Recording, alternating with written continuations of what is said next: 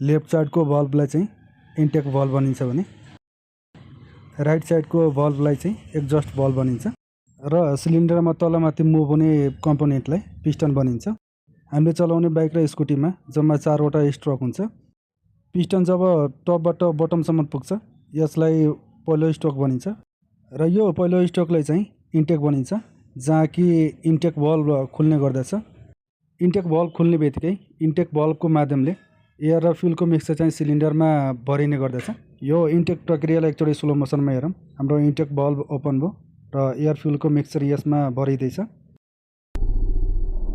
अब कुरा गर्नेछौँ दोस्रो स्ट्रोकको, बीडीसी अर्थात् कि बटम डेड सेन्टरबाट टीडीसी अर्थात् कि टप डेड सेन्टरसम्म पिस्टनले जुन डिस्टेन्स कभर गर्यो त्यसलाई चाहिँ सेकेन्ड स्ट्रोक अर्थात् कि कम्प्रेसन भनिन्छ। कम्प्रेसनको अर्थ के हुन्छ भने थिच्नुको अर्थ के हुन्छ भने इन्टेकको अवस्थामा जुन सिलिन्डरमा एयर फ्युलको मिक्सचर भरिएको थियो यसरी पिस्टन बिस्तारै बीडीसीबाट टीडीसीतर्फ मुभ हुन्छ र मुभ हुँदै गर्दा जुन यसमा एयर फ्युलको मिक्सचर भरिएको हुन्छ त्यसलाई चाहिँ पिस्टनले कम्प्रेस गर्छ र पिस्टनले मिक्सचरलाई कम्प्रेस गर्दा यसमा ठुलो टेम्परेचर र प्रेसर उत्पन्न हुन्छ र यही अवस्थामा बाहिरबाट स्पार्क प्लगले स्पार्क गर्छ।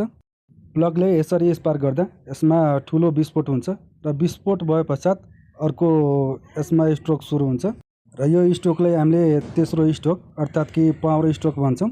जब पिस्टनको माथि ठुलो विस्फोट हुन्छ र एयर फ्युलको मिक्सचर चाहिँ जल्ने गर्दछ र त्यसको कारणले यसमा ठुलो पावर उत्पन्न हुन्छ र त्यो पावरले चाहिँ पिस्टनले पुनः टीडीसीबाट बीडीसीतर्फ धकाल्छ।